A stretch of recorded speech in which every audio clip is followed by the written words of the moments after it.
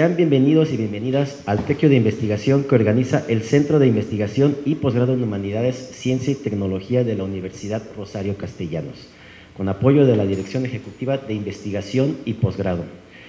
Están con nosotros la doctora Erika Pineda Godoy, investigadora de tiempo completo del Centro de Investigación, y la maestra Juana Leonor Bejar Becerril, profesora de esta misma universidad en la licenciatura en Pedagogía. Les pido por favor un aplauso para nuestros ponentes. Muy bien.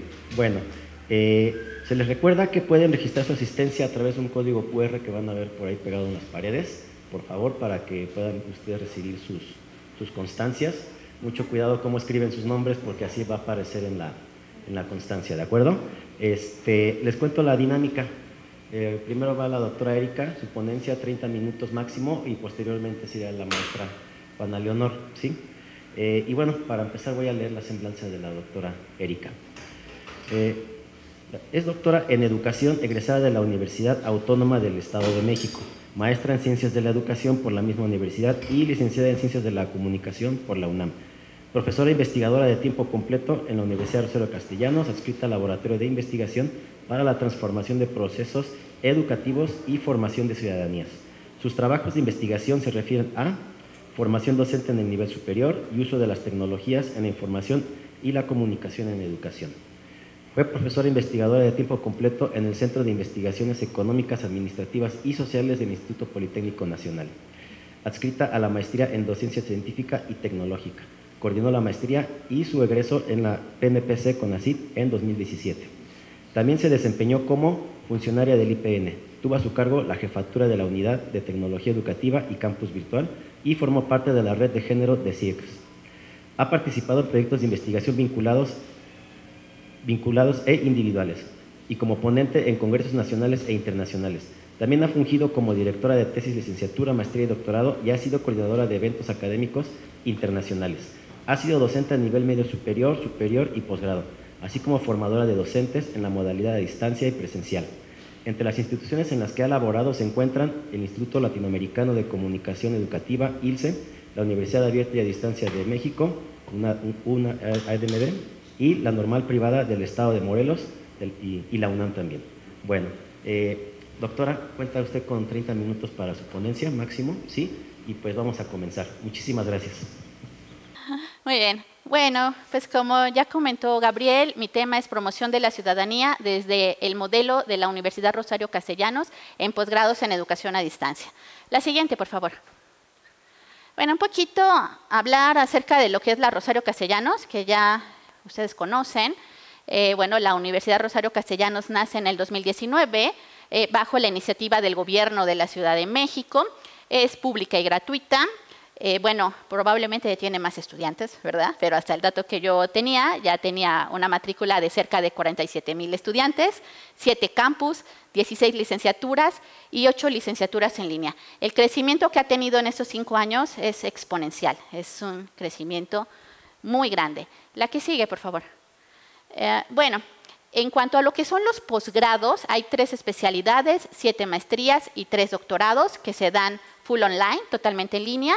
Y para esto se utiliza la plataforma Moodle y también para las sesiones sincrónicas lo que se utiliza es Meet. La que sigue.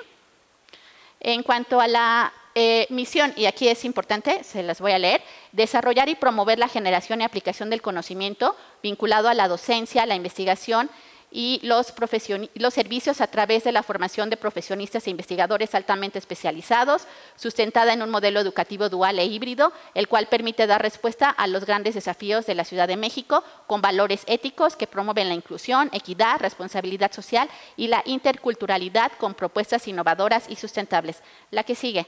Bueno, esto nos lleva, y por eso la leí, como para poder citarla tal cual, a la promoción de lo que viene siendo la ciudadanía. La ciudadanía es muy importante para las universidades y, de hecho, las universidades están manejando mucho lo que es la educación para una formación de ciudadanía global.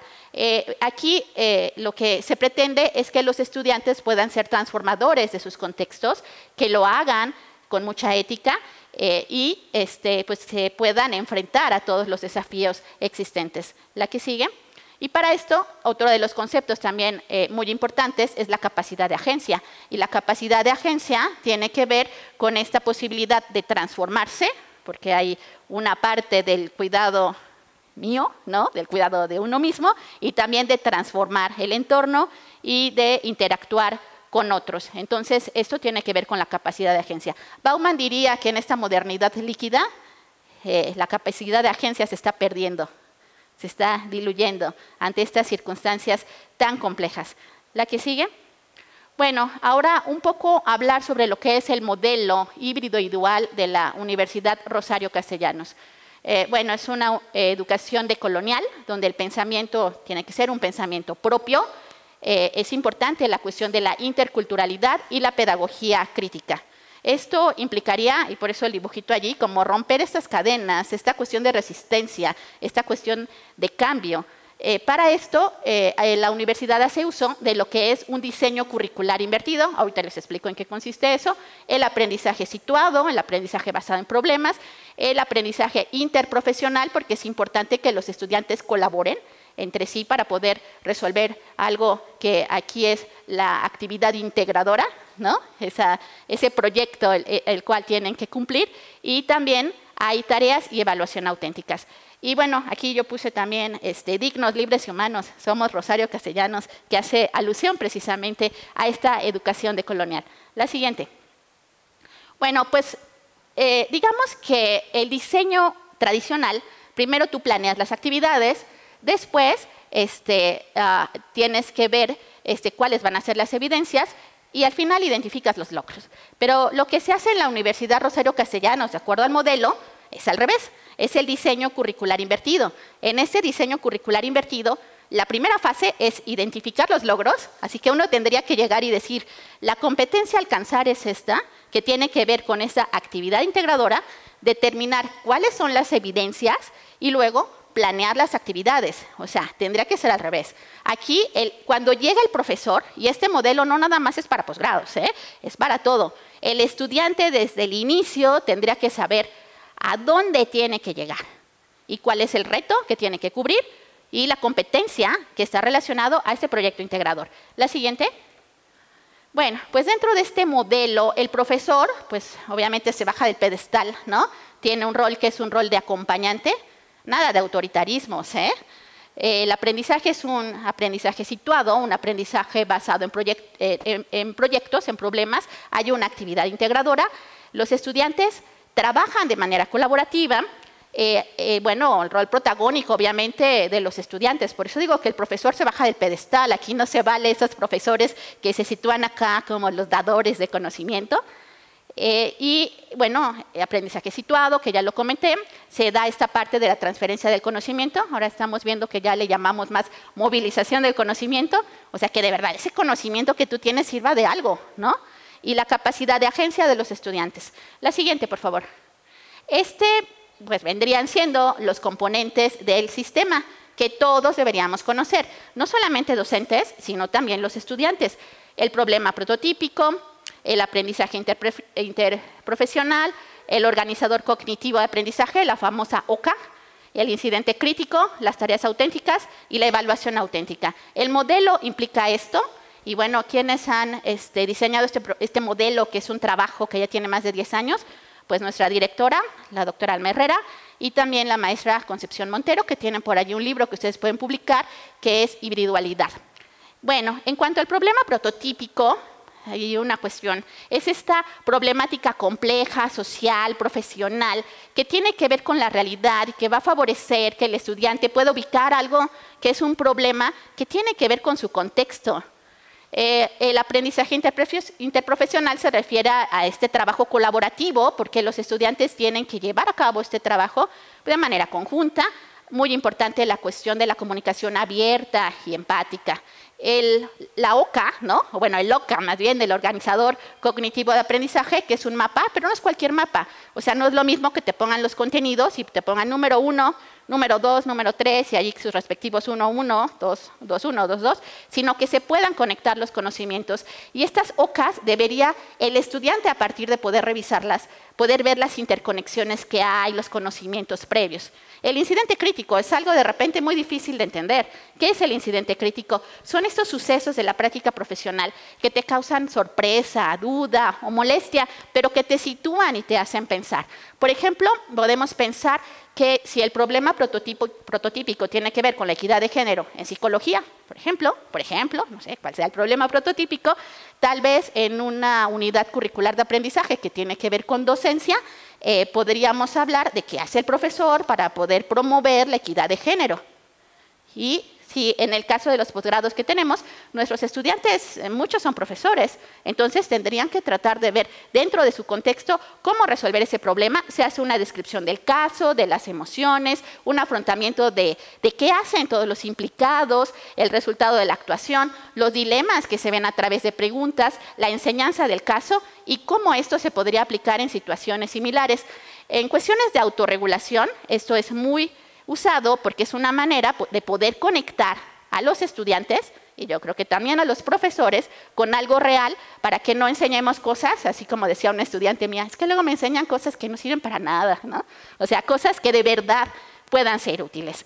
Bueno, las tareas auténticas obviamente deben ser cuestiones reales y la evaluación auténtica y también que solamente se puede dar cuando hay un aprendizaje, que es un aprendizaje significativo, y que es muy importante porque en la evaluación auténtica el estudiante tendría que llevar a cabo un proceso metacognitivo para poder reflexionar acerca de hasta dónde llegué y qué me falta. ¿Para qué?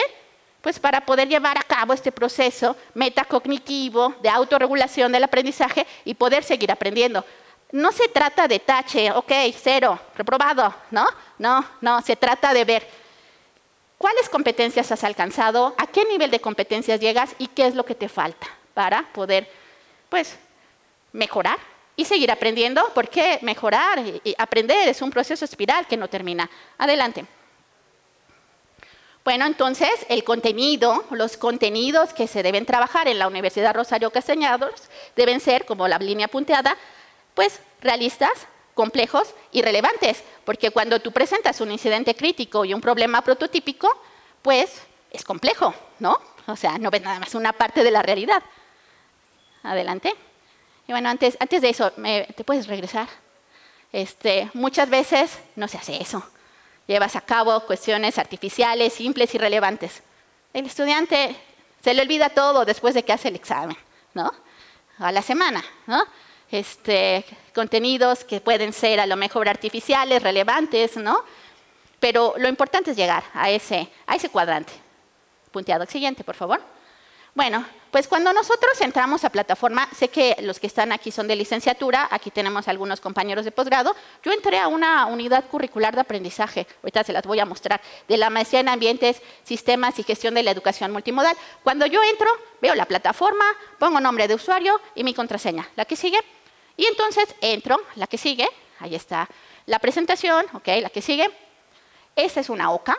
Una OCA es un mapa que tiene que conectar, que el estudiante al revisar, pues tendría no solamente que ver el contenido de manera simple, sino ubicar la relación que existe, no solamente con los temas, ¿no? Sino también con las actividades. ¿La que sigue? Y bueno, aquí está la competencia, y miren, primero está la competencia, y después están todos los bloques, te vas a cada bloque y la competencia te dice, no lo alcanzan a leer, pero dice que tiene que diseñar un escenario educativo innovador, ¿no? Y etcétera, ¿no? En un contexto real. ¿La que sigue? ¿Y a quién te imaginas que hace todo esto? O sea, ¿cuál es la figura que da la cara? Pues un docente. O sea, quien da la cara es un docente y los estudiantes muchas veces no se dan cuenta de todo lo que está atrás.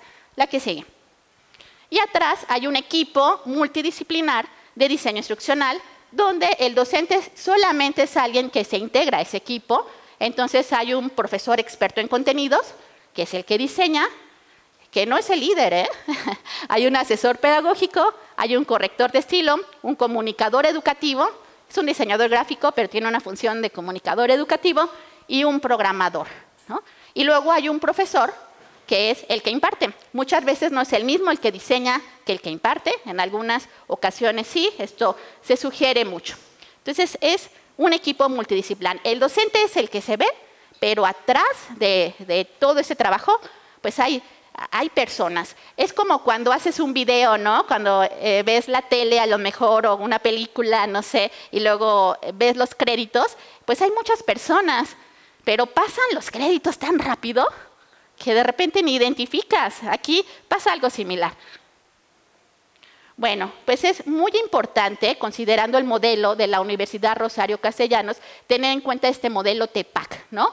Donde hay un conocimiento, que es un conocimiento pedagógico de contenido. Yo puedo ser especialista, a lo mejor en psicología. Hay un conocimiento que viene siendo un conocimiento tecnológico y hay un conocimiento pedagógico. ¿Saben cuál es uno de los graves problemas? En la parte, digamos, presencial. Voy a empezar. Que el docente podría ser un experto en el contenido, pero no en la parte pedagógica. Eso le pasa a muchos doctores, ¿eh? No se crean que todos los doctores manejan la parte pedagógica. ¿Por qué se requiere entonces de este equipo? Eso tendría que hacerse micro, o sea, tanto presencial en el aula, porque es parte del modelo también, pero también tendría que hacerse más macro cuando se hace un diseño de una unidad curricular de aprendizaje en línea en posgrado. O sea, se requieren conocimientos tecnológicos, conocimientos de contenido y conocimiento pedagógico. El conocimiento de contenido solito no sirve de nada, sería transmisión, ¿no? El conocimiento tecnológico se tiene que unir al conocimiento pedagógico. Pero si se dan cuenta, aquí hay como que varias intersecciones. La que nos importa es la del centro, porque tal vez nada más haces interacciones con los otros y entonces allí algo es lo que está fallando. Entonces, si en lo presencial es difícil lograrlo, porque al docente presencial, también en la Universidad Rosario Castellanos, se le pide que utilice la tecnología y entonces utilizan Classroom, pues tendría el profesor que tener todo esto. En un curso en línea, pues lo que se pretende con este equipo de trabajo es que se logre llegar a ese núcleo. La que sigue.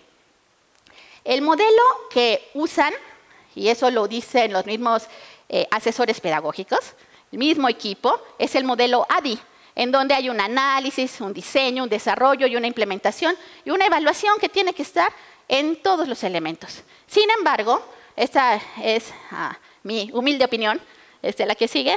Yo siento que el modelo que debería prevalecer es el modelo Jonassen, porque el modelo Jonassen tiene que ver, ahí no se ve muy bien, pero es un problema a resolver, ¿no? Donde hay un contexto, ¿no? Casos relacionados, pues ahí está el incidente crítico, recursos también de información, herramientas cognitivas, y esas herramientas cognitivas tienen que ver con estos dilemas que te muestra el incidente crítico y cómo vas a resolverlo. También una conversación, una colaboración, porque el trabajo es colaborativo, y obviamente el contexto que tiene que ver con todo esto, el acompañamiento. Entonces, aunque el modelo que usan es el modelo ADI, yo siento que el modelo ADI es bueno, es el más usado, yo veo el modelo y yo pienso que funcionaría más el poder utilizar el modelo Jonassen. De hecho, cuando a mí me piden que diseñe una UCA, pues yo trato de usar el Jonassen. Adelante. Bueno, aquí surge una pregunta. Primero les di como toda la parte del escenario, el modelo, estos elementos. Pensar que la Universidad Rosario Castellanos tiene que ver con la promoción de la ciudadanía y también esta capacidad de agencia. ¿Cuál es la percepción del equipo de diseño instruccional sobre cómo se construyen los cursos de posgrado y el tipo de ciudadano que se promueve? Bueno, esta es la pregunta. Y entonces, pues yo lo que hice fue preguntarle a las personas que casi no se ven, ¿no? Esto es como los créditos que pasan rápido, pero también preguntar a los docentes, porque también el docente, esto es necesario decirlo, no es el líder, así que yo soy el doctor, entonces yo soy el que sé, ¿no? No, fíjate que un diseñador gráfico es tan importante como tú, doctor. ¿Por qué? Pues porque él es el comunicador, ¿no? Él te va a ayudar en esto. Es tan importante el corrector de estilo, el asesor pedagógico, porque probablemente tú tienes un doctorado, pero te faltan conocimientos andragógicos, pedagógicos, y podrás tenerlos a lo mejor, pero en la parte presencial, pero también se requiere una capacitación en lo que viene siendo y una formación en la parte virtual. La que sigue, bueno, pues hice algunas entrevistas, la que sigue, al equipo, y bueno, algunos de los resultados, porque es muy difícil mostrarlo todo, ¿no? Y no sé cómo estoy en el tiempo. Ok, bueno, vamos a ver. El modelo educativo como un área de oportunidad. Está en cursiva porque así lo dijeron los informantes, los entrevistados. Hay elementos del modelo educativo que como todos conocen, o sea, todos conocen, pero no se entienden, como el problema prototípico, el incidente crítico. Decimos, sí, el incidente crítico está en la boca de todos los profesores de posgrado que están haciendo educación. ¿Sabes lo que es un incidente crítico? ¿Haces un incidente crítico como debe ser el incidente crítico? Cuando se revisa la plataforma, no coincide el problema prototípico o el incidente crítico, creo yo, con lo que son las teorías, ¿no? Con lo que se supone que debería ser. Yo reviso de repente, me meto y veo que los problemas prototípicos no son problemas prototípicos, no cuajan como problemas prototípicos, y los incidentes críticos carecen también de estos elementos, ¿no? Un área de oportunidad, pues es la formación de los profesores y también del equipo de diseño instruccional en cuanto a la modalidad y el modelo educativo. Y digo la modalidad, ¿no? O sea, es muy importante que sepan que no es lo mismo dar en presencial que dar en virtual, entonces lo deben conocer. Ahorita yo lo di muy rápido, pero es sumamente complejo. También dar a conocer a los estudiantes el modelo para que ellos sepan cuál es su rol. La siguiente. Bueno, sobre la carga de trabajo del equipo de diseño instruccional. Y no estoy hablando solo del docente, de todo el equipo de diseño instruccional. Bueno, su política de la URC, obviamente, de amplia cobertura y austeridad gubernamental, han llevado a una sobresaturación de trabajo para los miembros del equipo de diseño instruccional. O sea, la verdad es que es muy poca gente que tiene que atender y que tiene que diseñar, pues, muchos posgrados. Se da muy poco tiempo al docente experto en contenido para desarrollar el trabajo, lo que causa retrasos en toda la cadena. El profesor, no, estoy bien ocupado, hago mil cosas, y es verdad, ¿no? Si quieren, ahorita le preguntan a los profesores de posgrado que diseñan contenido, hacen mil cosas, y entonces se están entregando con retraso. Pero como después de que le entregas al asesor pedagógico, debe haber un ping-pong de revisión, viene, va, hasta que ya queda bien. Luego tiene que pasar al corrector de estilo, luego tiene que pasar al diseñador gráfico y finalmente se tiene que programar, se tiene que subir todo, se tiene que integrar y luego se tiene que revisar. El mismo experto en contenido, el docente, tendría que revisar que todo esté como él lo pensó.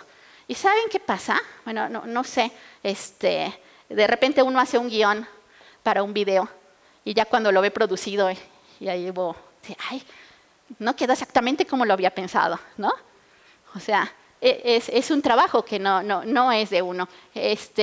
Bueno, los docentes de asignatura que se suman al diseño instruccional, porque hay profesores de tiempo completo, pero los de asignatura, esta no es su principal fuente de trabajo. Entonces, ¿cuándo hacen esto? Pues en las horas libres que tienen. ¿Saben cuáles son las horas libres que tiene un docente? Pues en la noche, porque luego hay que preparar clases, el fin de semana, o sea, pero ¿saben cuándo puede uno también llevar a cabo ese trabajo? Cuando es investigador, tiempo completo.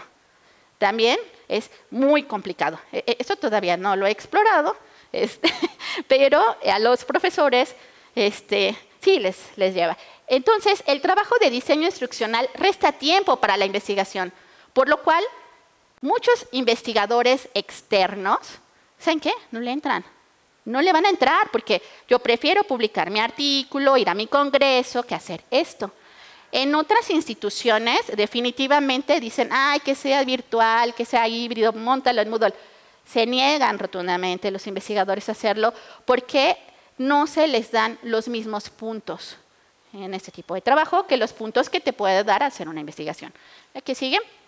En cuanto a la libertad de creación del docente. A los docentes expertos en contenido les falta tener más libertad y menos dirección vertical por parte del asesor pedagógico. Eso lo dijo un entrevistado. Cosas como tienes que hacer una autoevaluación de opción múltiple.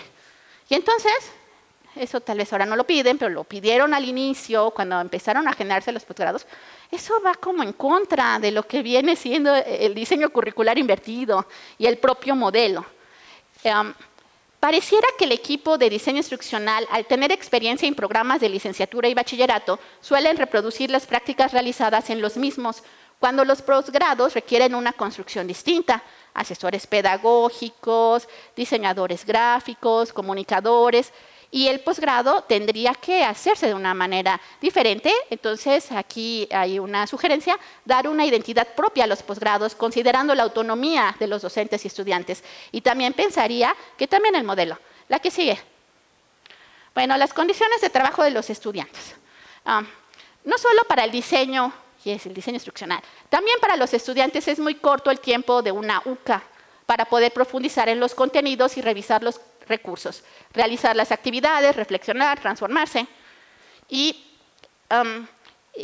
llegar, digamos, a poder cumplir cabalmente esta actividad integradora. ¿Por qué? Pues la UCA que les mostré nada más tiene 4 semanas, perdón, y en esas 4 semanas tienen que hacer un diseño, un ambiente de aprendizaje innovador con uso de tecnología, ¿no?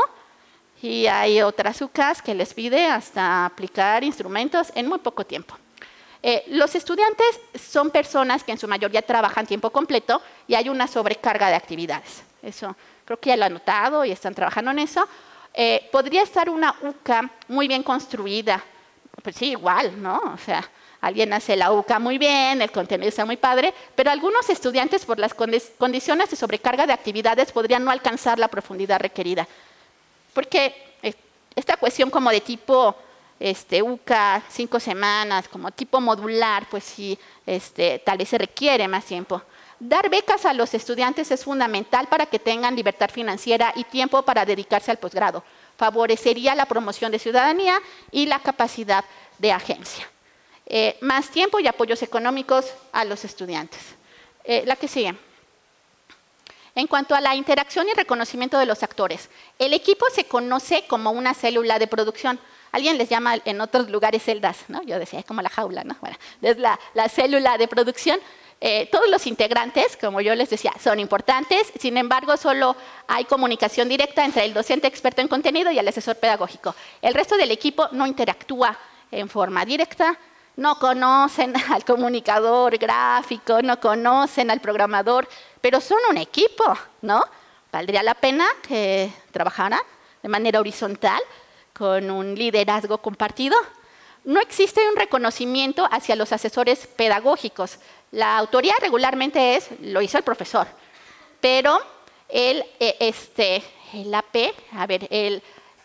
asesor pedagógico y el resto de los miembros del equipo en muchas ocasiones pues no son reconocidos, pero incluso también debería haber una autoría para el profesor. Tenemos que ver la cuestión de los derechos, ¿no? Y tendría que haber créditos allí. Mayor reconocimiento a todos los actores es la sugerencia y mejorar la cuestión de la interacción. Aquí sigue. Oportunidades de la hibridación. Hay profesores que consideran que es necesario la presencialidad para aprender. Entonces, hay que aprovechar la hibridación. Por el poco tiempo de las sesiones sincrónicas, la calidad de las interacciones se ha reducido. Los estudiantes no pueden replicar en un coloquio, por ejemplo. Tienen poco tiempo para expresarse en una sesión sincrónica. Se reducen los espacios para dialogar, que pueden ser muy ricos cuando uno sale del salón de clases.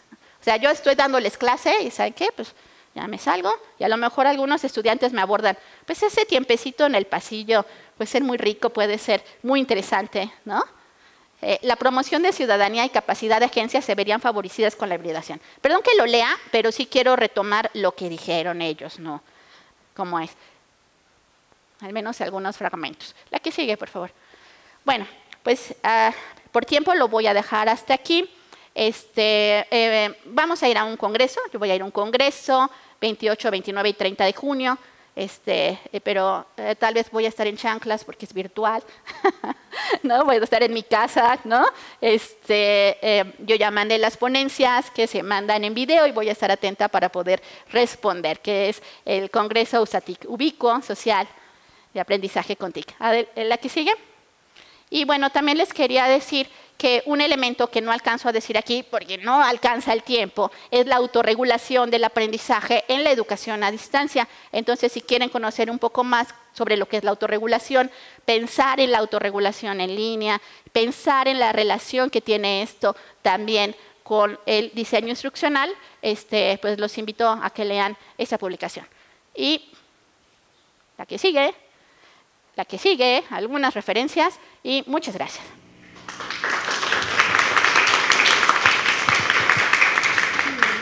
Muchísimas gracias, doctora Erika, por su formidable ponencia. Ahora vamos con la segunda de nuestras ponentes, ¿sí? Bueno, no sin antes recordarles a quienes están aquí presentes, ¿sí? Quienes no sepan, hay un código QR aquí en la entrada para que registren su asistencia y puedan ustedes recibir constancia de asistencia de este evento, ¿de acuerdo? Bueno, vamos con nuestra segunda ponente, es la maestra Juana Leonor Bejar Becerril. Voy a leer su semblanza, si me permiten.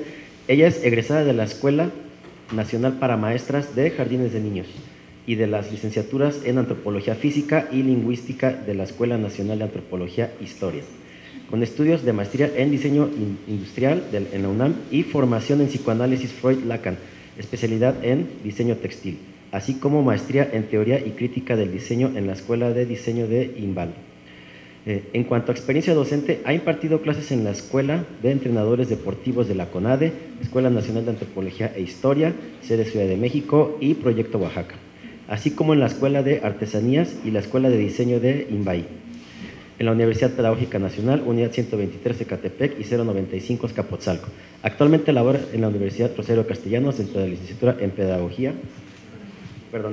Psicología, sede Azcapotzalco, donde nos encontramos. En la modalidad de educación a distancia en el Instituto de Estudios Superiores en Educación Física, en la Universidad La Salle, en la Universidad Abierta y a Distancia de México, de la SEP, en el ILSE, en el SUAYET y en la CUAET de la UNAM. En cuanto a investigación, participó en el proyecto PAEPI de CONAFE y como asesora en la consultora Núcleo Asesor. Las líneas de investigación son en crecimiento y desarrollo infantil, antropometría aplicada al diseño y espacios y objetos, ergonomía cognitiva, semiótica y retórica del diseño, educación y atención en la primera infancia, diagnósticos para la prevención de la violencia y delincuencia, diseño de intervención para jóvenes y niños, enfoque cultural de paz y educación superior y tecnologías. Ha colaborado como autora y coautora en libros de texto en el área de español para educación primaria y secundaria, además de artículos en torno a educación superior y tecnologías y diseño. Maestra, pues bienvenida y tiene 30 minutos.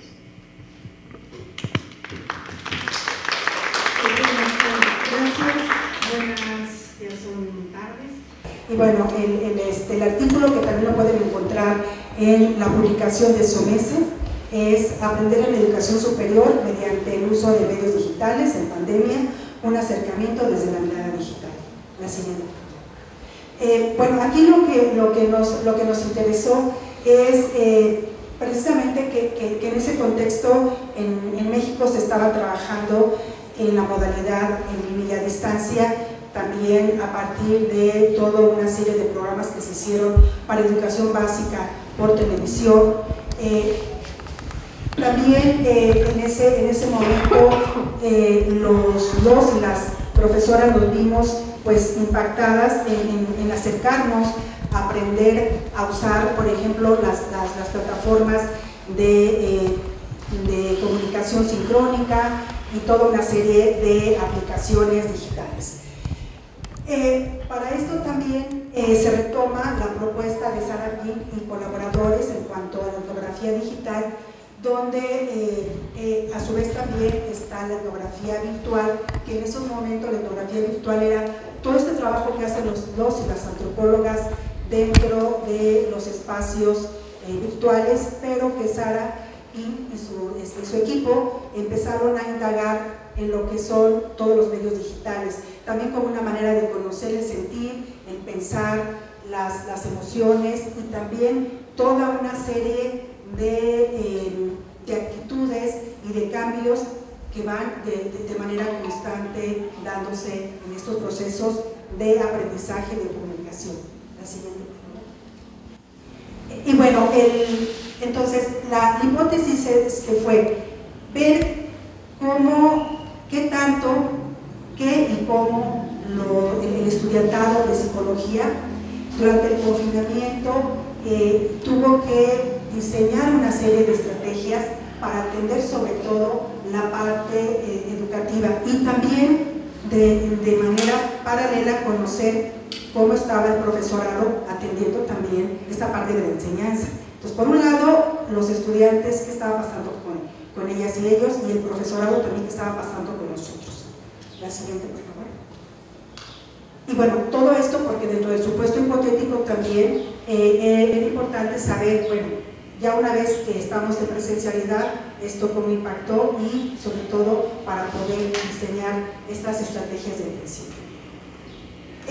Para esto, el marco de referencia, bueno, son varios autores, pero Pierre Levy, este filósofo que plantea toda una serie de construcción de una cultura que se ha dado por los medios digitales, y bueno, una cultura que también es cambiante, que necesitamos conocer, sobre todo quienes no somos como muy propensas, en mi caso, a estar en las redes digitales, pero que sí es importante conocerlas, conocer qué pasa ahí, porque esto impacta definitivamente a quienes estamos o con quienes estamos trabajando, que es con el estudiantado.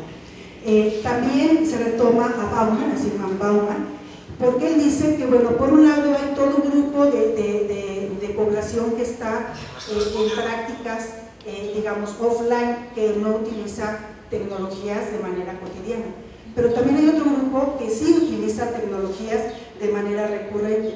Y dice Bauman, y es importante que aunque parezca contradictorio y alejadas estas poblaciones, sí se requiere conocer, porque están sobre todo generando una serie de códigos y comportamientos que para la comprensión entre nosotras y nosotros es importante que lo sepamos.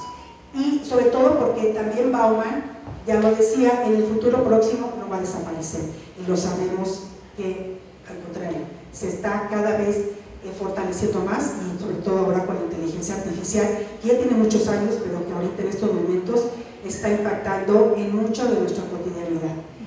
Y también a Krippendorf, que él lo que plantea es cómo toda esta tecnología y estos artefactos digitales que han estado en constante cambio. Bueno, uno lo ve cuando uno revisa una versión de un programa y se enfrenta a que esa versión ya tiene cosas diferentes. Por ejemplo, yo aprendí el Photoshop de los 90 y ahora que me enfrenté al Photoshop del 24 es otra cosa completamente diferente. También el lenguaje, esto también va haciendo que nuestro lenguaje se vaya ampliando, y también que quienes usan estos lenguajes también le vayan dando todo un sentido diferente y sobre todo simbólico. Y bueno, vean ustedes todo lo que está pasando en las redes, vean ustedes todo lo que está pasando en TikTok, vean ustedes también ya la codependencia de los celulares en las generaciones actuales, vean también todo el impacto de los procesos cognitivos, de la memoria a corto plazo, de la memoria de trabajo, bueno, toda esta serie de situaciones que está viendo el impacto de la tecnología en el aprendizaje. Y bueno, para esto se diseñó, a partir de la etnografía digital, un formulario en Google Forms donde se hizo una serie de preguntas al estudiantado y bueno, se envió vía correo. Les he de decir que esta es la primera parte de la investigación. La segunda parte se está preparando y se está, bueno, más bien ya se preparó y se envió a una publicación que va a haber por parte del Politécnico acerca precisamente de las tecnologías, que espero también que después se las pueda compartir esta segunda parte. Y bueno, también esto ¿por qué? Porque bueno, también se retomó todo lo que Sarah Pink nos propone en cuanto a que también se puede hacer investigación en los medios digitales, ¿no? También se puede hacer investigación a partir de la virtualidad. Y bueno, los resultados. Para esto, el instrumento se denominó, este instrumento del que estamos ahorita, les voy a presentar qué pasó con las preguntas, las respuestas. Se denominó diagnóstico de las experiencias con tecnología del aprendizaje, y la comunicación como estudiante de educación superior, y participaron 39 estudiantes de la licenciatura en psicología del primer semestre del entonces Instituto de Estudios Superiores Rosario Castellanos, que así se llamaba en esos momentos. Las edades fueron en su mayoría entre los 18 y los 25 años y la minoría entre los 26 y los 30 años. También la mayoría del estudiantado tenía 6 meses de experiencia, o sea, el semestre, en el uso de los medios digitales y de haber cursado en línea y a distancia. Algunos tenían más de 7 meses, incluso hubo quienes tenían, por ejemplo, 2 años de experiencia. No tuvimos casos de quien viniera, por ejemplo, de prepa en línea, que pudiera haber tenido más experiencia. Bueno, no, todos eran estudiantes de un bachillerato presencial. Gracias. Bueno, ¿qué nos dijeron este grupo de estudiantes de estas ventajas de estudiar en línea y a distancia? La mayoría, ponemos ahí el número de estudiantes, 8 estudiantes dijeron que podían administrar mejor su tiempo, que eso lo veían como una ventaja. Siguió el que puedo trabajar y estudiar, que tengo tiempo para otras actividades, que no tengo que desplazarme y perder tiempo, y un estudiante contestó que puedo atender a mi familia. Entonces, para ellos, esto les representó como ventajas de estudiar en línea y a distancia. Las desventajas. ¿Qué desventajas se encontraron en ese momento? Estamos hablando del 2021. Dice, la primera desventaja en cantidad de estudiantes, dice, se necesita mayor organización y autonomía en las tareas. Y esto creo que es algo que sigue prevaleciendo en los actuales estudiantes. Y sobre todo en esta modalidad híbrida presencial, la organización y la administración del tiempo es un factor clave para que puedas atender a tu familia, puedas trabajar y puedas avanzar en tus estudios. Entonces, bueno, esta le dieron como una desventaja. También se requiere disciplina para hacer varias actividades. Y la disciplina en ese momento se entendió como centrarte en la tarea. No estar atendiendo el teléfono celular, no estar viendo la serie, porque entonces todo esto de alguna manera no disciplina y te distrae y ya no permite que termines tu actividad que estás realizando. La otra desventaja es, dice, si se tienen dudas, se tendría que esperar al profesor hasta que lo vea dentro de una semana o hasta la sesión, y ese tiempo pues se pierde en cuanto a poder avanzar en las tareas escolares. Y bueno, y también nos dieron otros que ahorita se los vamos a comentar. Les voy a comentar. Bueno, también de lo que les gustó en cuanto a las asignaturas. Ellos expresaron que las clases que se dieron en línea de los profesores les gustó. Y les gustó bueno, aquí ya no entramos en detalles, pero bueno, les gustó por la manera en que explicaban, por los materiales que les presentaban y también los recursos que les compartían. También saber por la retroalimentación de mis compañeros, mis fortalezas y mis áreas de mejora. Eso también a ellos les permitió conocerse más como estudiantes, el tener una retroalimentación que implicara dar, digamos, a conocer qué veían nosotros en cuanto a fortalezas y áreas de mejora. Y que también los materiales que les proporcionaron para revisar los profesores y las profesoras fueron también muy significativos. Y se referían a libros, a videos, a tutoriales, que además en esas fechas les he de decir que como profesorado nos vimos enriquecidos por muchos tutoriales que en ese momento se crearon por parte de profesoras y profesores que yo creo que ni se imaginaban que eran buenos para hacer tutoriales, que eran buenos para hacer videos. Yo me encontré uno que era, o sea, mis respetos para todos aquellas y aquellos que hicieron muchísimo material para poder cubrir precisamente esa necesidad de una presencialidad. Siguiente, por favor. Y bueno, ¿qué no les gustó? Lo que no les gustó de sus asignaturas es que faltó comunicación con sus compañeros en equipo. Y también, a pesar de que tenían un teléfono, a pesar de que había la posibilidad de comunicarse por el Classroom, por el correo, pues no, esto no fue suficiente porque hubo, digamos, no una comunicación efectiva.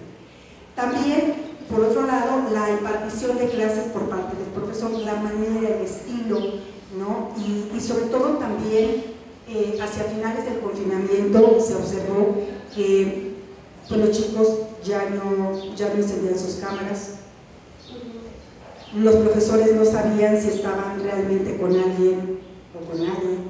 Entonces sí, esa parte al final del confinamiento lo vamos a reportar en el siguiente trabajo, que eso pasó. También esperar a que el profesor diera respuesta a sus dudas, o sea, también esta ansiedad, esta angustia que generó entre el estudiantado por tener que esperar una semana a resolver sus dudas. También esto fue algo muy importante, el tener poca atención a las clases porque estaban con trabajo en casa. Y eso, decíamos varios profesores, que fue hasta una manera como muy violenta de entrar a las casas de los estudiantes. Por eso muchas veces cuando apagaban la cámara entendíamos, ¿sí? Entendíamos porque estaba ahí el papá o la mamá viendo si realmente estaba tomando su clase. Veíamos a su pequeño o pequeña que le estaba pidiendo atención a la estudiante. Veíamos también que había padres de familia que estaban vigilando a sus hijas y a sus hijos de qué hacían. Estábamos también viendo que había otros hermanos que estaban esperando el uso de la computadora porque también tienen que hacer. Entonces, sí fue una situación que bueno, esta respuesta, lo que también se observó, y también a partir de entrevistas, que también son de la segunda parte del trabajo, bueno, se encontraron. Y también otra, digamos, algo que no le gustó fue tener que organizar su tiempo para las tareas. Y esto, o sea, es recurrente, la organización del tiempo y la administración de este. La siguiente, por favor. Y bueno, ¿qué testimonios nos dieron dentro de estas respuestas de los otros? Por ejemplo, dice algunos estudiantes, saber por la retroalimentación por parte de mis compañeros, no los profesores, sino los compañeros, las fortalezas y las áreas de mejora. Que además hubo, dice, algunas actividades o trabajos que eran poco relevantes, pero eran poco relevantes o eran repetitivos, ¿sí? O sea, eso también, sí pasó de manera muy recurrente durante los primeros semestres, que se pedían casi los mismos trabajos por parte de varios profesores, y bueno, sí era esto muy pesado para el estudiantado. También que a veces no había situaciones que dieran pie a que no les gustaran las clases en línea, que en su casa no se podían concentrar porque su familia también realiza sus actividades y hay mucho movimiento. También demandaron más plazo de entrega a los profesores cuando hay muchos trabajos, y estos trabajos, dice, ya se mostraron en clase y todavía nos los pedían para entregar. Sobre todo, dice, trabajos que al final se hicieron por votación grupal y no había algo objetivo, dice, porque los compañeros muchas veces no eran objetivos cuando votaban a favor o en contra de nuestros trabajos. También hubo profesores que no contestaban los correos y eso retrasaba la entrega de sus trabajos. Y que además también, en algunos casos, las rúbricas que se dieron hasta el final y ya no había manera de poder corregir esos trabajos, ¿no? Entonces, bueno, eso fue también lo que dijeron los estudiantes. La siguiente, por favor. Y bueno, de las plataformas y las aplicaciones, bueno, pues con la que más trabajaron fue con Classroom, aunque también usaron, tuvieron que conocer Meet, Zoom, WhatsApp, Canva, OneDrive, la paquetería de Office, también herramientas como Canva. Y algo que nos llamó mucho la atención es que antes del confinamiento utilizaban mucho Prezi, PowerPoint y Prezi. Pero después Canva se hizo así como que algo muy elegido por parte del estudiantado, y sigue siendo para todos los trabajos, y esto es algo que sí me llama mucho la atención, ¿no? Cómo Canva vino a resolver como mucho de esta facilidad de interfaz y también de poder hacer las actividades como estudiantes. GoConCat y TimeStop. Bueno, entonces, en cuanto a los medios digitales, algo que también llamó la atención fue que, bueno, pues antes del confinamiento no había computadoras, o había nada más una para toda la familia. Hubo estudiantes, y también esto se va a reportar en el siguiente trabajo, tuvieron que entrar a laborar para comprarse un teléfono inteligente, tener que resolver las tareas, pero algo también muy sorprendente fue que en el teléfono inteligente elaboraban sus tareas, hacían sus presentaciones, se comunicaban, hacían sus videos, y yo dije, wow, esa parte sí me maravilló mucho, y que finalmente pudieran resolver, ¿no? Resolver, acreditar y así pues seguir como estudiantes. Muy bien, la siguiente. Y bueno, las conclusiones fue que el estudiantado, pues al igual que los profesores, pero bueno, estamos en el caso del estudiantado, sí tuvo que enfrentar muchos retos, no solamente en conocer, sino también en usar estos medios digitales. Que también, que si bien se resolvió durante este proceso de la pandemia, el tener que trabajar en equipo, esto les obligó de alguna manera, precisamente por este trabajo a partir del problema prototípico, empujó a los estudiantes a que o se comunicaran con todas las situaciones que se dieron. Por ejemplo, en los primeros semestres se dieron situaciones de que yo ya no quiero trabajar con esa compañera, o yo no quiero trabajar con ese equipo, no me están mandando la información, me están excluyendo. O sea, toda esta parte, creo que sí, ya cuando pasaron al tercer, cuarto semestre, ya estaban más entrenadas y entrenados para trabajar en equipo y para poder comunicarse, ¿no? Y sobre todo, bueno, también en el caso del estudiantado en psicología, pues sí tuvo que generar toda una serie de recursos psicológicos para poder también resolver y trabajar en equipo de la mejor manera. También el caso, por ejemplo, que tenemos que tanto los estudiantes y los profesores tuvimos que ampliar este lenguaje con la decodificación de programas y aplicaciones. Y bueno, es mi caso, yo creo que también fue el caso de varios profesores. Los estudiantes fueron los que de alguna manera nos ayudaron, ¿no?, a resolver muchas de las situaciones que muchas veces tuvimos, ¿sí?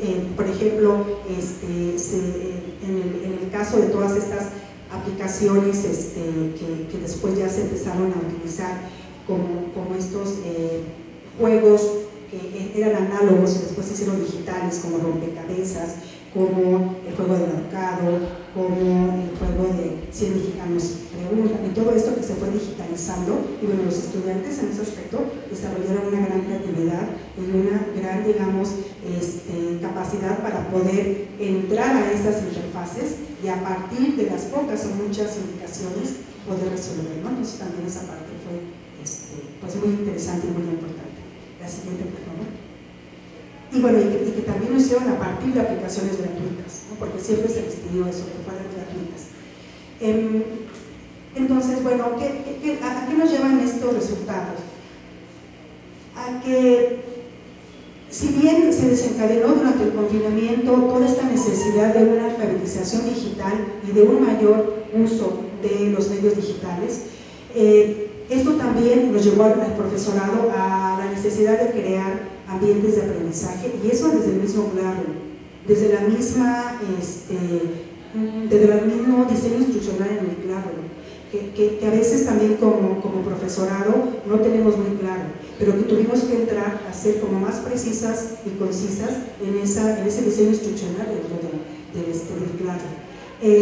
También que esto también permitió permitió poder saber que podemos seguir actualizándonos, que podemos seguir estudiando y que podemos también seguir trabajando a partir de estos medios digitales y también este trabajo en línea y a distancia. Que todo esto implica una disciplina, sí, una administración del tiempo también, una organización de las tareas también, que creo que eso le quedó muy claro a las y los estudiantes que están ahorita en el 7º y 8º semestre, ¿no? Que son los que están, los que vivieron todo esto. Y que bueno, también algo que aquí nosotros proponemos es que también haya estos repositorios donde se puedan, así como hay por ejemplo en Bellas Artes cuando hay cuando un artista quiere legar su obra, la da a la UNAM o a Bellas Artes para que se estudie, para que se analice, que también pueda todo esto que se hizo durante el confinamiento por parte de la Universidad Rosario Castellanos se pueda tener en un repositorio y se pueda tener la oportunidad de analizar, de investigar, de poder decir qué pasó con el profesorado, qué pasó con el estudiantado en esos momentos. Y sobre todo también, no solamente de conocer lo que se hizo, sino hacia dónde vamos, ¿no? Hacia dónde vamos.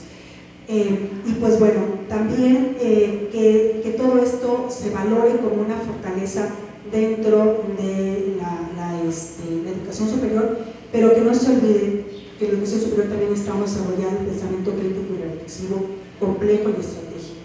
Y eso requiere la presencialidad, y eso requiere de alguna manera el estar cara a cara, y que eso creo que también en Rosario Castellanos la universidad tiene como una opción, y que la mejor manera de desarrollar este pensamiento crítico y este pensamiento complejo es precisamente tener a los estudiantes y a los profesores de manera presencial.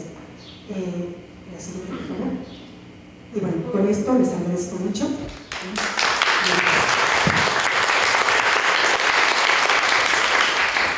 Maestra Leonora, muchísimas gracias por su presentación.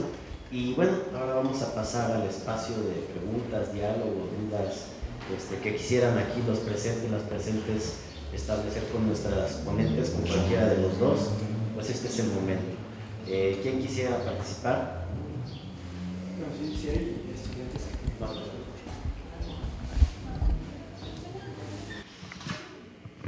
Bueno, gracias por sus presentaciones. Yo tengo una duda para Leonor. O sea, yo no tengo nada que ver con la pedagogía y estas cosas, pero me surge la duda o sea, mucho del modelo de la Universidad Rosario Castellanos tiene un discurso como de igualar el acceso a la educación. O sea, todo lo que has mencionado como que suena a que no es tan así, ¿no? Como que suena que la digitalización de las cosas deja en desventaja a las personas que ya están de por sí en desventaja y que no tienen acceso a construir un pensamiento crítico pues en la presencialidad, que es uno de los mensajes que me quedan de lo que dijiste. ¿O qué salió de tu investigación alrededor de esto? ¿Tienes alguna reflexión sobre esto o es algo que no has considerado? Sí, gracias. Sí, es que esta es la primera parte. Esta es como la parte, digamos, más como de con qué elementos contaban, más bien como sus percepciones, pero falta la segunda parte, ¿sí? Y en la segunda parte, tenemos toda una, por ejemplo, ver desde toda esta parte, digamos, que se sintieron presionadas y presionados los estudiantes para trabajar, o sea, que tuvieron que, desde comprar teléfonos hasta tener que pagar sus propios datos, porque no tenían una señal de internet en sus casas. Entonces también pues tuvieron que trabajar para poder tener datos y poder hacer las tareas.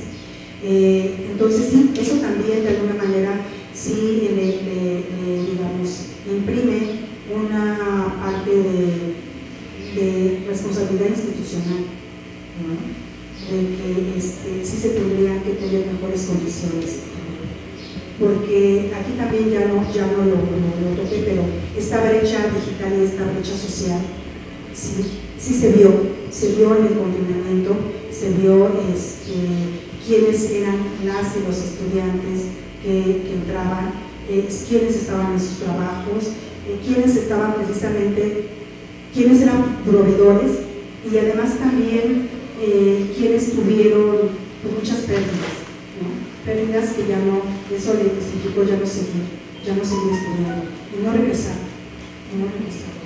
Entonces, si esta información la tenemos en la segunda parte de este estudio. ¿Sí contesté? ¿Sí contesté a la pregunta? Sí. Muchas gracias. ¿Alguna pregunta?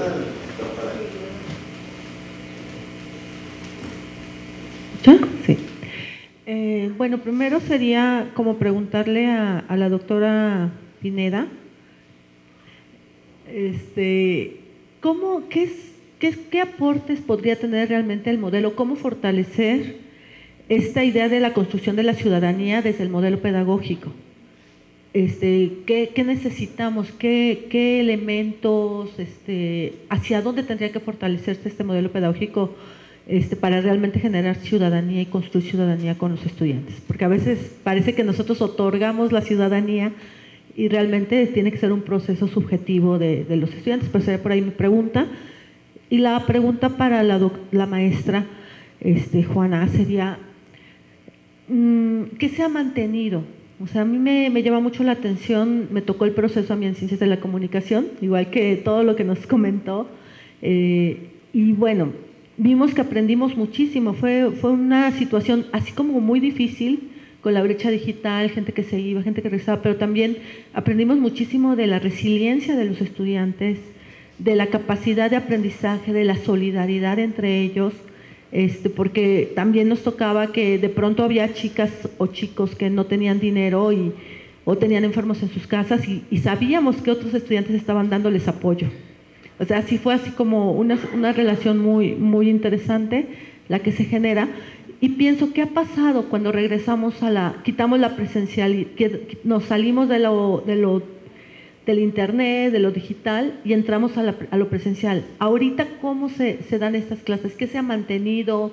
¿Se sigue haciendo trabajo pues por internet? ¿Se sigue solicitando que haya esta relación, que los aprendizajes no se vayan en el olvido, sino si se ha continuado o no se ha continuado? Y parece que no pasó nada en 2 años, ¿no? de pandemia, y ahora regresamos como que vámonos de nuevo a lo presencial, porque a veces parece eso, ¿no? Que, no, regresan a lo presencial y dan clases en presencial, cuando creo que en un primer momento, por ahí del 2021, sí se planteaba, por ejemplo, clases a distancia y clases presenciales en una misma semana con un mismo grupo. Era la idea como ir continuando con esto individual, pero en este momento, ¿cómo está elaborando la licenciatura?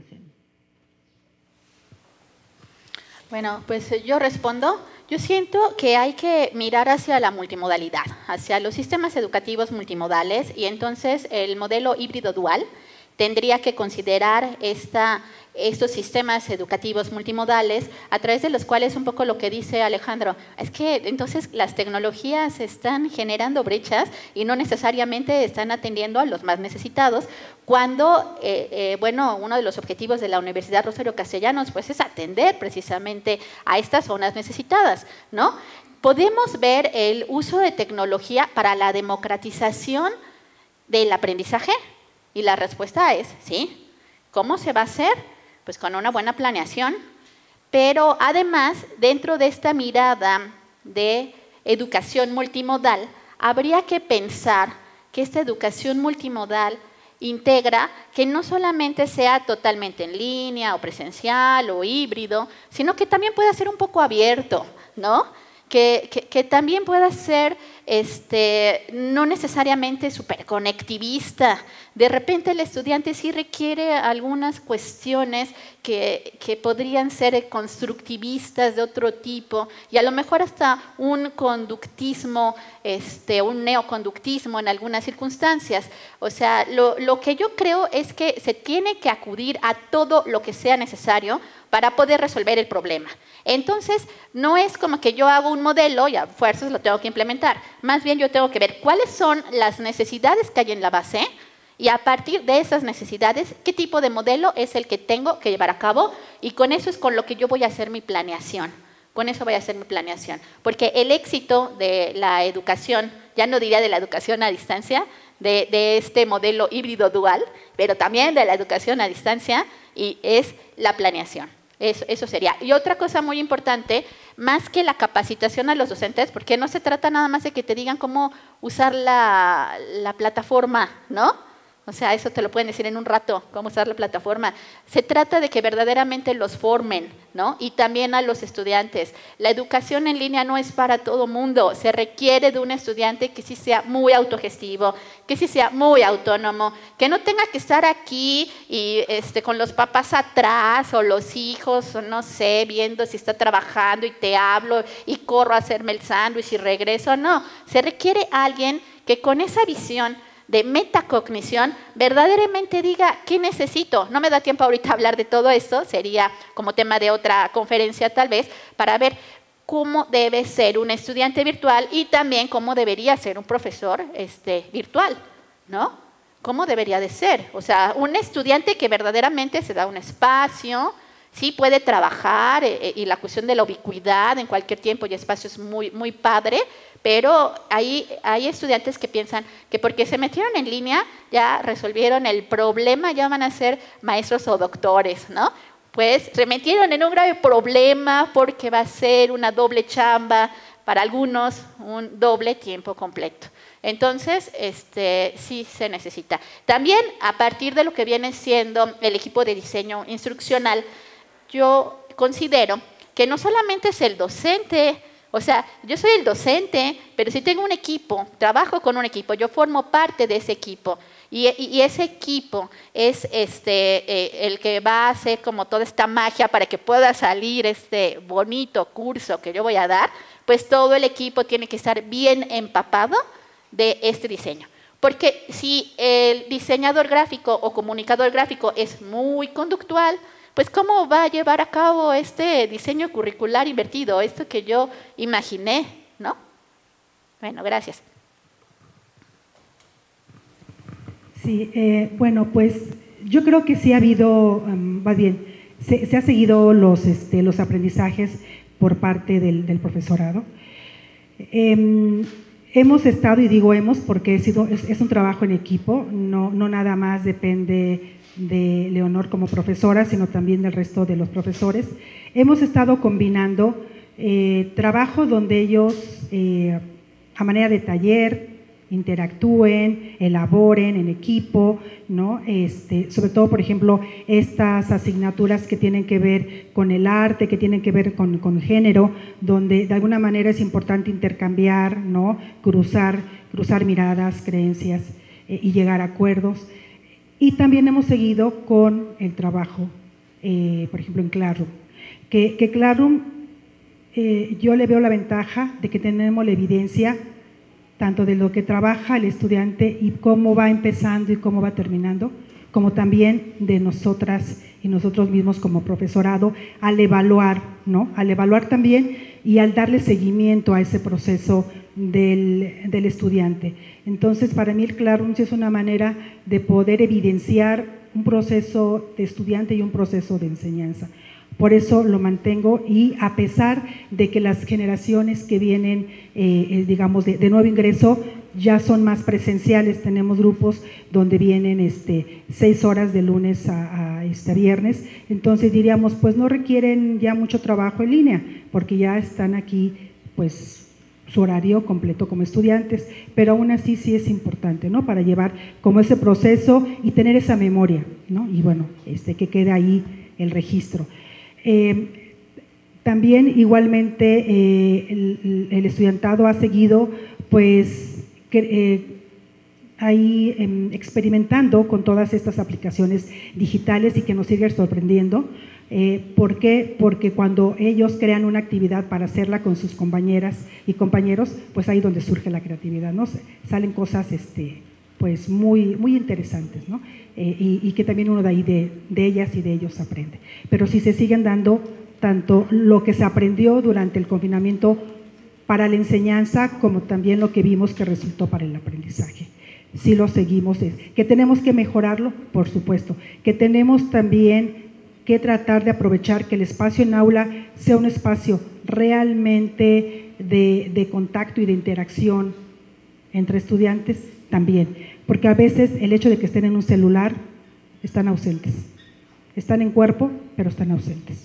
Entonces tampoco eso no es tampoco lo que pretendería una presencialidad, ¿no? Sino una cuestión más de contacto y de realmente de estar junto con la otra y el otro. Y bueno, eso sería. Gracias. Muchas gracias, maestra. También quisiera por algunas manos levantadas. Compañeros, si no me equivoco, la levantó primero y luego vamos con el compañero de este lado, ¿no?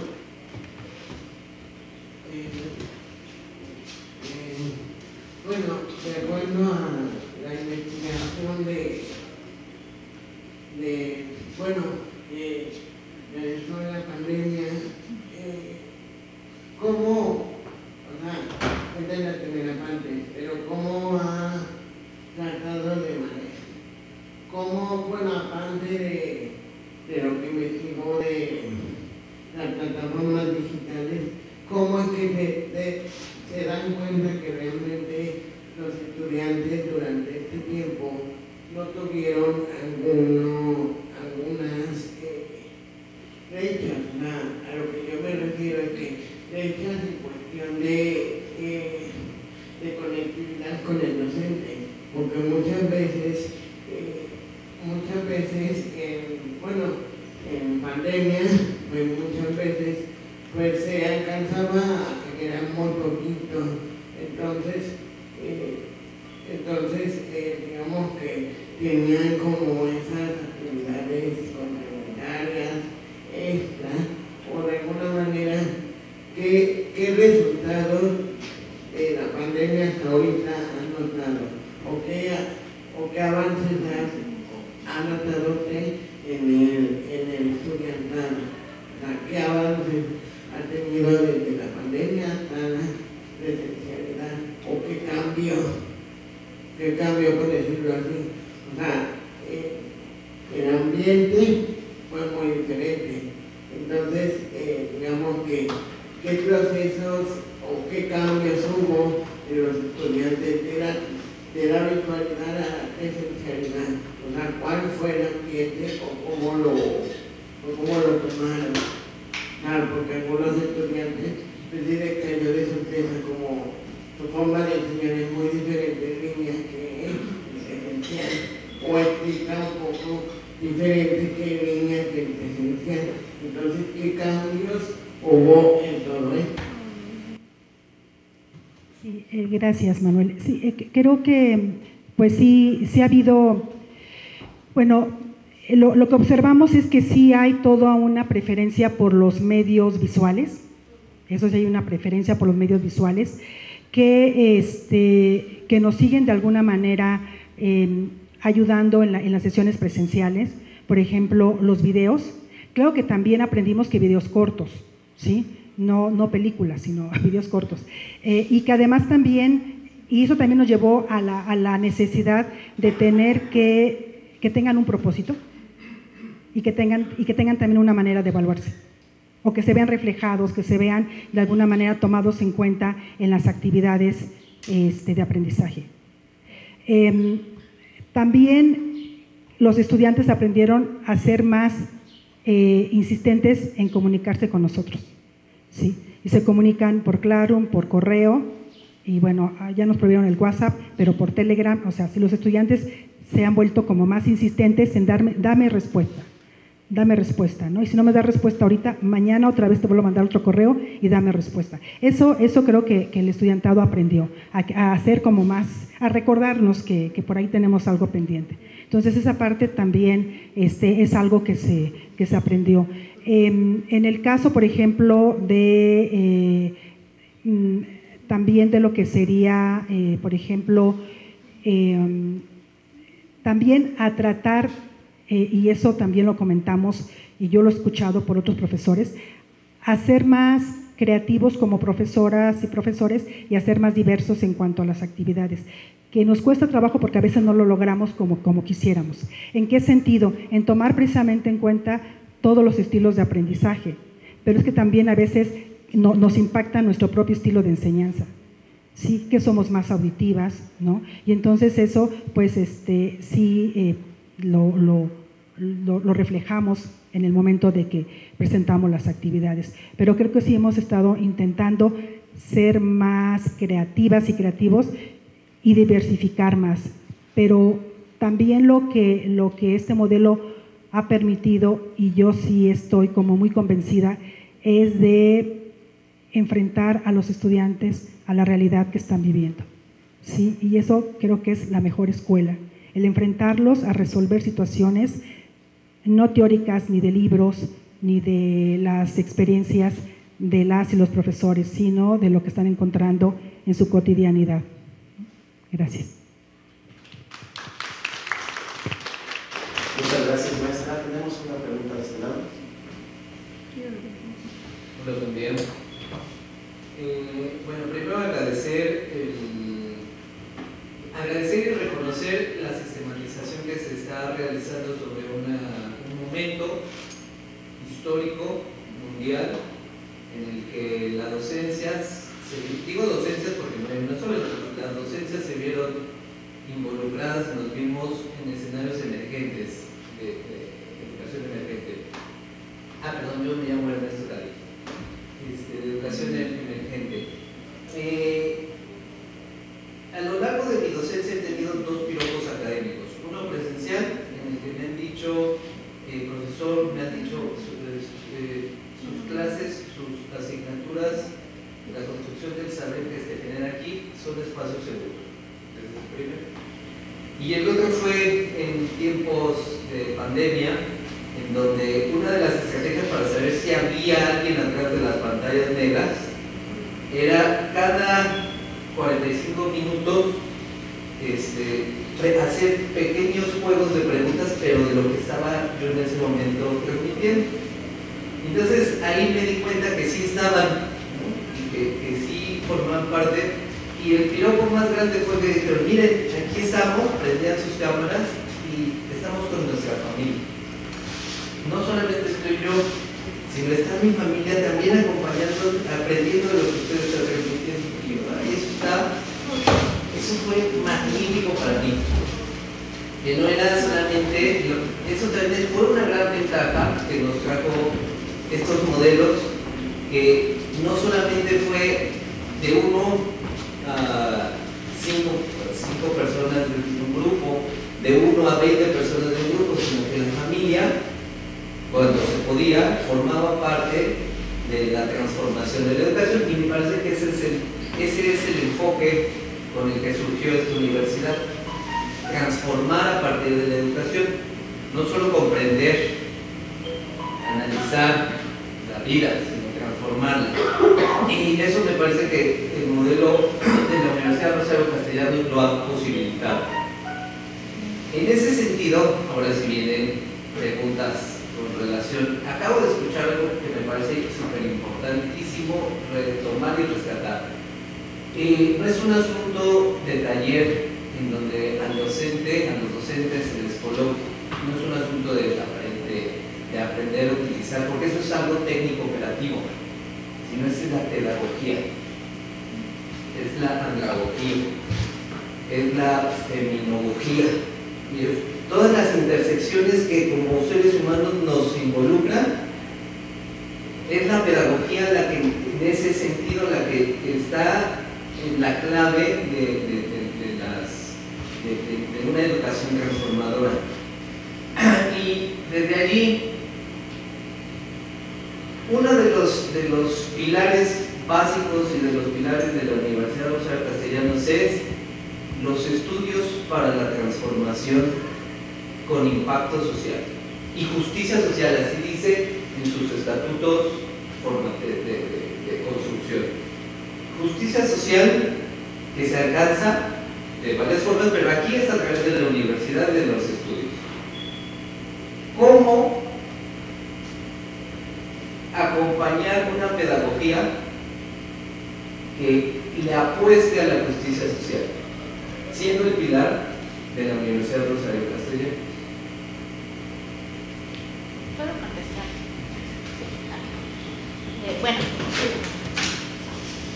Bueno, cuando hablamos de educación a distancia y cuando hablamos también del uso de medios, hay que tomar en cuenta dos cosas que son importantes. La primera, que la distancia no es una, sino que la distancia es plural, que puede haber muchas distancias. Entonces, yo puedo estar enfrente de alguien, con un estudiante, que ni me pela, ni me escucha y está esperando la hora para irse. Y puede ser que esté en línea con alguien que a lo mejor esté muy lejos, que se haya ido, no sé, a Francia, tal vez, y que estemos bien conectados y bien comunicados. Entonces, la distancia no solamente es como esta cuestión que tiene que ver con lo geográfico, también tiene que ver con lo psicológico, también tiene que ver con lo económico y también tiene que ver con lo cultural. Y podría tener que ver con muchas otras cosas. Siento que la planeación debe considerar eso y que el docente, para tener ese encuentro, también tiene que pensar qué tipo de comunicación es la que va a llevar a cabo. Eso por un lado. Otro punto es la tecnología. Yo puedo dar una exposición y hago lo mismo con PowerPoint que con el pizarrón. Pues entonces, ¿para qué uso la tecnología? ¿Estamos pensando en la tecnología solamente como una sustituta de algo, como una mejora de algo? Y deberíamos de considerar cómo a través de esa tecnología, sí, una tecnología como una potenciadora de las capacidades, podría llegar a poder hacer cuestiones que sin ella pudieran ser inconcebibles. O sea, innovadoras y verdaderamente transformadoras. Y conjuntando eso y pensando en el modelo de la universidad, en donde las actividades sean auténticas, los problemas reales, también dar la libertad al estudiante para que él elija estos problemas, ¿no?, que va a resolver, lo pueda llevar a cabo de manera colaborativa, y el docente, que eso es también algo importante, el docente tiene que pensar que, y es algo que pasó en Zoom, yo aquí puedo estar y hasta un poquito más arriba que todos, y puedo caminar, pero no están sentados y dándose la espalda, ¿no? Pero cuando estábamos en Zoom, sí, el docente podría apagar los micrófonos, si quería todos, pero estaba como al mismo nivel, al menos visualmente. El docente también debe tener, como tú lo comentas, una formación que le permita entender el rol. Él no es el dador del conocimiento, ¿no? Él lo que hace es generar circunstancias a través de las cuales los estudiantes puedan encontrar el conocimiento, no necesariamente en un libro o en él, sino fuera del aula, en dispositivos electrónicos, incluso, como lo dice el conectivismo, y promover también que lo que se está llevando a cabo en la clase no termine cuando terminó la unidad curricular de aprendizaje, sino que sea la semillita para que el estudiante siga inquieto y siga aprendiendo y siga transformándose también. Gracias. ¿Alguna otra duda, amigos, compañeras? A ver,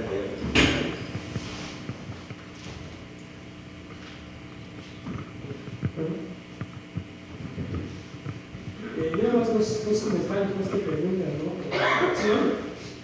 Primero, la importancia que tiene la educación en el contexto de la virtualidad. Ese es un aspecto que vale la pena que reflexionemos, ¿no? Que esto se detonó, al parecer, después de la pandemia. O sea, antes de la pandemia había ya una inercia hacia la educación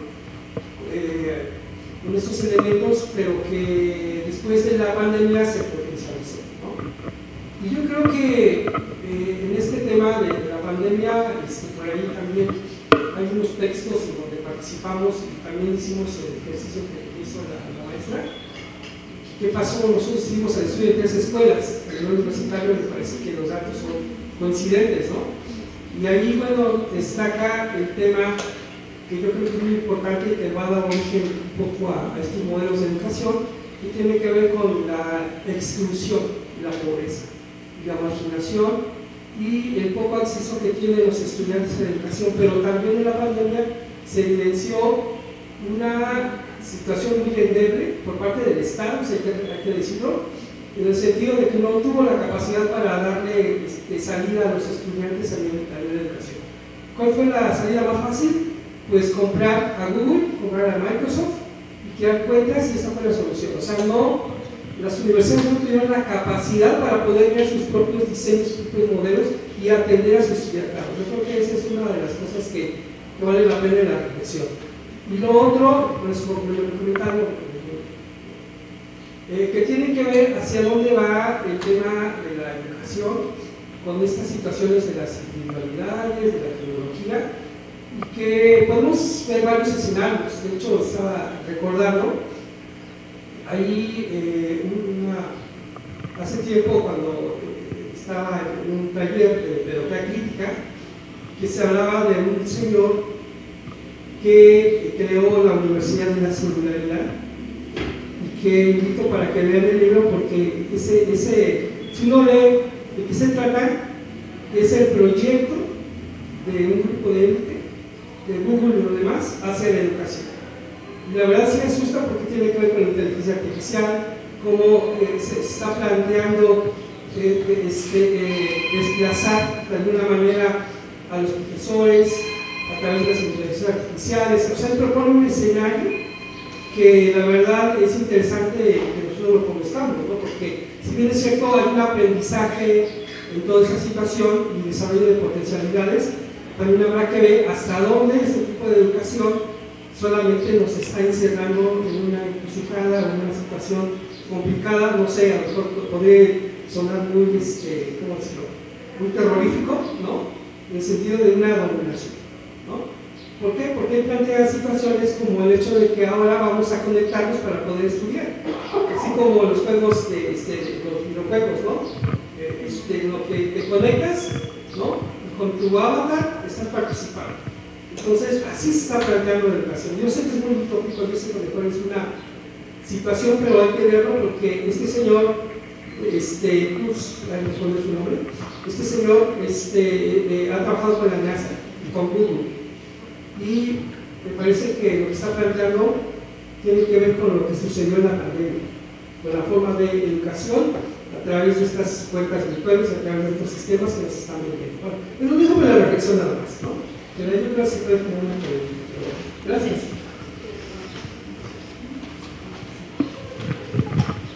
¿Quisiera comentar algo las ponentes?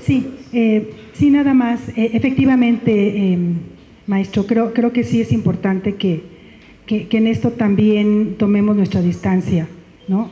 Tomemos nuestra distancia y sobre todo también se lo compartamos a los estudiantes porque a ellos les va a tocar y sobre todo, por ejemplo, ahorita que ya está encima lo de la inteligencia artificial, ¿sí? Y esto, bueno, pues sí tiene pues varios dilemas, ¿no? Varios dilemas, pero sobre todo esta parte, digamos, de nuestro trabajo intelectual, ¿no? Creo que ahí la parte de la intelectualidad se está jugando hoy mucho, la creatividad. Gracias, maestro.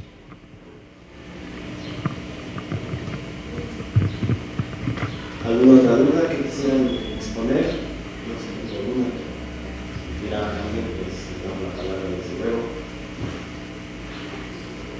Bueno, yo tengo una pregunta para ambas ponentes, ¿sí?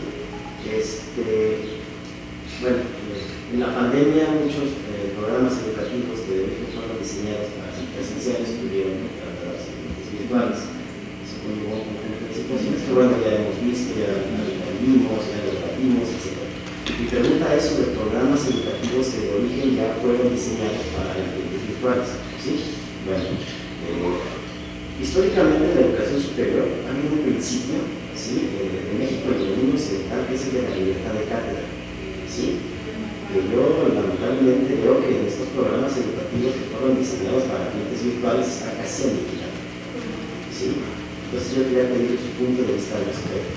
Y parte de este aniquilamiento de la libertad de cátedra tiene que ver con la evaluación, entre otras cosas, las actividades ya prediseñadas, una evaluación también que ya está prediseñada, ¿sí? Ángel Blanca, a finales de 2023, escribió un ensayo donde hace la diferencia entre evaluar y calificar, ¿sí? Y el mismo Ángel Blanca dice que lamentablemente en México caemos en el tema de la calificación, y nada más lista de cualquier juego, y luego se acabó, cuando la evaluación es un tema mucho más integral, ¿no? Que bueno, podríamos pasar un tiempo hablando de eso, pero es integral, es profundo y trata de explorar muchos aspectos del estudiantado, de su relación con el contenido, con su capacidad de aprendizaje. Entonces, pues, ¿cuál es su opinión de esto que les comento? Este aniquilamiento, pienso yo, de la libertad de cátedra y cómo también esto impacta en la evaluación de estos programas que están diseñados de origen para estar en ambientes virtuales. Esa sería la pregunta. Gracias. Bueno, yo precisamente algo que comentaba es que el docente requiere más libertad. Y esa libertad, pues también se relaciona con esa libertad de cátedra, esa libertad para poder generar los contenidos. Cuando yo entro a un salón de clases presencial, cierro la puerta y parece como una cita de amor, ¿no? O sea, lo que pasa adentro queda entre nosotros, ¿no? Ahí, bueno, es por decir, digo, no es que sea así, pero quiero decir, aquí queda y nadie lo está grabando, ¿no? Bueno, ahora ya últimamente ya los estudiantes sí graban, lo presentan y se hacen los escándalos, ¿no? Pero cuando tú estás en línea, ¿saben qué pasa? El profesor es súper observado. ¿Por qué? Porque todo lo que contestó en un foro, ahí está, y cualquiera podría venir y revisarlo. Entonces, un docente, que es una pregunta que yo me hago en un capítulo del libro, que por ahí tengo, del 2016, donde hablo de la abyección en la educación a distancia, es precisamente cómo un docente que es tan observado, que está siendo tan controlado, puede construir ciudadanía y capacidad de agencia, ¿no? ¿Cómo?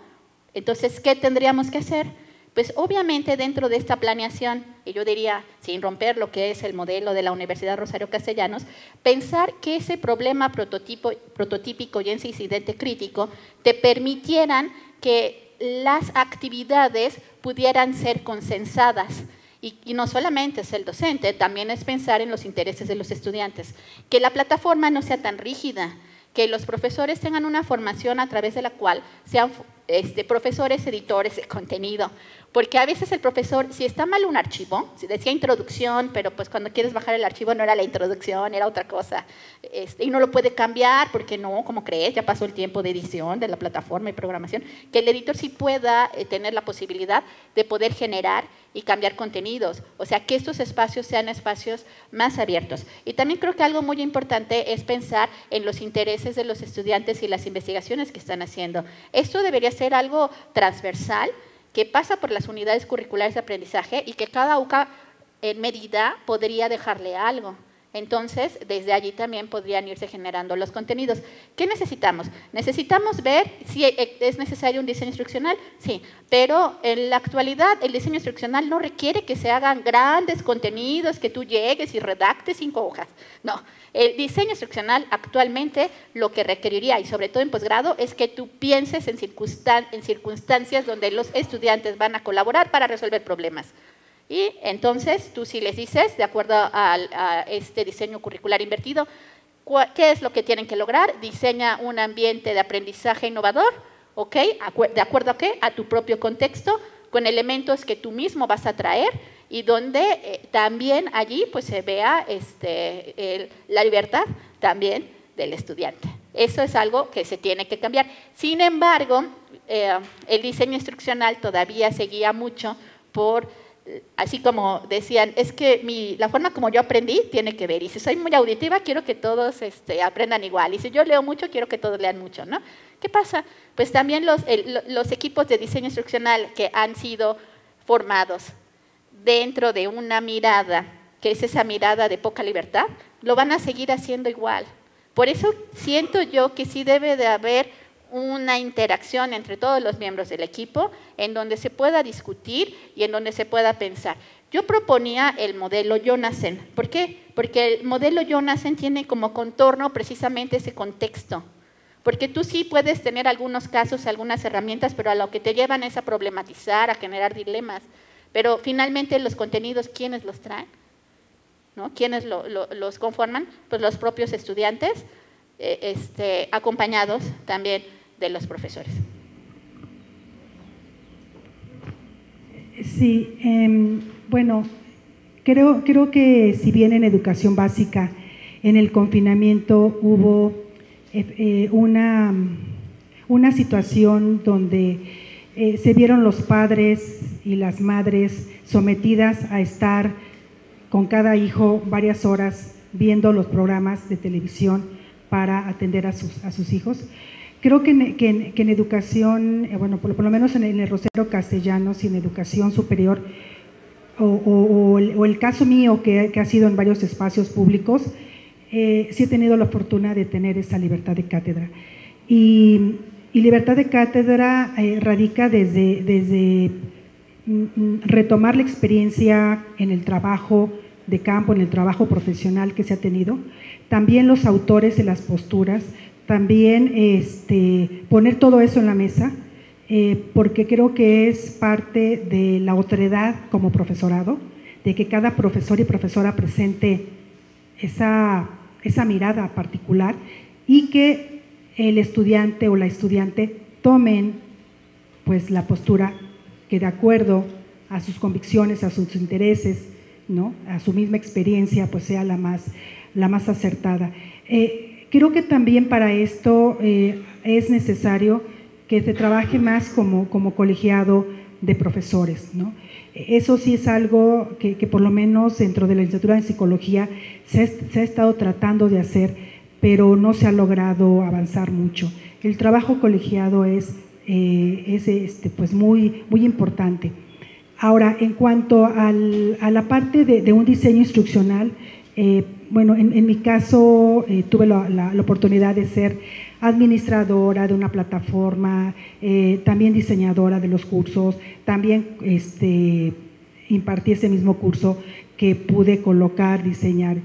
Esa experiencia también es como muy importante que la podamos tener todas y todos los profesores, porque también ahí radica cómo yo puedo mover de semestre a semestre los contenidos, por ejemplo, esto que muchas veces nos colocan en los programas de trabajo como los contenidos periféricos. A veces el periférico es más importante que el nuclear para el momento, ¿no?, para ese momento. Y sobre todo también bajo esta lógica de que el conocimiento va cambiando. El conocimiento, al irse moviendo de una velocidad que de veras que no nos da la vida. Por eso ahora esta plataforma de Blind ya te da resumidos en inglés los últimos libros que se publican en todo el mundo, ¿no? Por eso pagas y por lo menos sabes en síntesis de qué trata ese libro y ya luego se lo quieres comprar. O sea, ¿por qué? Porque ya no te da como el tiempo de leer como en otros momentos se leían los libros impresos. Y además también, bueno, pues de actualizarte porque pues vienen en los idiomas originales. Creo que esta libertad de cátedra sí tiene que, no solamente en educación superior, sino en todas las educaciones, tiene que ser muy importante. Y sobre todo también porque es parte del desarrollo del pensamiento crítico y de romper con esta ideología que a cada rato nos está jalando efectivamente a retomar cómo yo aprendí, cómo a mí me enseñaron, y pues esto sí es algo que tenemos que estar en constante pues combate, porque a veces sí es un combate por las instituciones. Afortunadamente estamos en instituciones públicas, porque las privadas, déjenme decir que están bastante terribles, bastante terribles. Gracias. Gracias a los dos. Tenemos una pregunta, y esta podría ser la última, ya estamos en la recta final. Perdón, es que dijeron que pueden ser preguntas, comentarios o poliálogo. Yo voy a estar en el poliálogo. Sí, en efecto, me parece bien interesante recuperar varias cosas que se han estado mencionando aquí. La primera es que a veces los docentes, los docentados nos comportamos como el mago de Oz, pero la primera forma, el primer momento cuando llegan Dorothy, en donde es así, alejado, y yo soy él, yo te voy a ayudar. Entonces es bien importante romper esa pedagogía de yo soy el que sé y yo soy el que voy a ayudar, y comportarse como el tercer mago de Oz, que es el mismo, pero cuando ya dice, a ver, ¿te acuerdas cuando recorriste y tú, que no tienes corazón, sentiste emociones? Entonces les acompaña a que reconozcan lo que sí sucedió. Tú dices que no tienes valor, pero ¿te acuerdas cuando en el camino defendiste a tus compañeros? Esta es la recuperación de lo que ya existe de las vivencias y sistematizarlas en las prácticas educativas. Entonces eso es súper importante, que la pedagogía docente, jalarla a un mago de Oz acompañante y promotor del saber. Y desde allí me hace pensar que con esta lógica de yo aprendí así, pues sí, yo aprendí así, con Aguado, José Carlos Aguado, José Coelho y Carlos Viro, que construyeron una metodología de enseñanza universitaria que es a la inversa. Decía Viro, a mí me interesa que las personas que se van a formar en medicina vayan a la comunidad y que sea la comunidad la que les diga qué es lo que requieren. Y no al revés, porque decía Viro, que ya fue un gran profesor, doctor, que me formó, decía Viro, lo que pasa es que en educación es acumulativa, y están los médicos, hay 5 años estudiando los libros, y ya cuando llegan a la comunidad, lo que ven es enfermedades que vieron en los libros. No hay tacto humano, no hay correspondencia, no hay diálogo, sino... Y él formó el grupo A36 en la UNAM, que era las personas que se estaban estudiando medicina, se iban a la comunidad, la comunidad les demandaba que estudiar, regresaban con él y les decían, ahora sí que vamos a estudiar. Y cambió la forma y el modelo de educación el gran doctor Viro. ¿Qué pasó en la UNAM? Dijo, doctor, esto no. Y lo tuvo que hacer desde sus lugares, porque fue director de diferentes hospitales. Bueno, precisamente una cosa es el deber ser y lo que dicen los modelos educativos y lo que dice la reforma educativa y la nueva escuela mexicana, y otra cosa es lo que pasa en la base. Entonces, el diseño curricular invertido va a eso precisamente, a que se puedan ubicar los problemas reales, a que se trabaje en un modo 2 de producción del conocimiento, en donde no sea solamente una disciplina, ¿no?, la única que trabaja con sus colegas, sino que sea un problema real, en donde hay circunstancias donde tienen que entrar de manera transdisciplinar, ¿no?, varias disciplinas. De hecho, este modelo, si nosotros lo miramos bien, sería no solamente trabajar en una licenciatura o en un posgrado, sino que pudiera haber colaboración con otros colegas que tienen otros conocimientos, porque si ustedes lo ven, los problemas prototípicos son problemas complejos. ¿Cómo los resolvemos nada más desde una disciplina? Tendríamos que resolverlo desde varias disciplinas. Entonces, qué padre que los del MASGEM o DASEM, ¿no?, de ese doctorado en ambientes y sistemas educativos multimodales, pudiéramos trabajar con derecho indígena, ¿no?, o con narrativa multimedia, que también es una cuestión que puede ser multinivel, ¿no? O sea, y si nosotros revisamos el modelo, así es. Ahora, lo que se hace, y a lo mejor es un poco por la inercia de cómo he sido formada y cómo ha sido formado el equipo, pues sí nos lleva a hacer a veces acercamientos o cosas que no son tan cercanas. Así es. Bueno, pues les pedimos a quienes no se han registrado en el código QR que ponemos allá, que por favor lo hagan para efectos de las instancias, ¿sí? Y bueno, agradecemos mucho a quienes asistieron a esta tercera sesión de investigación, desde luego también a la doctora Erika y a la doctora Leonora. Muchísimas gracias y un aplauso para todos.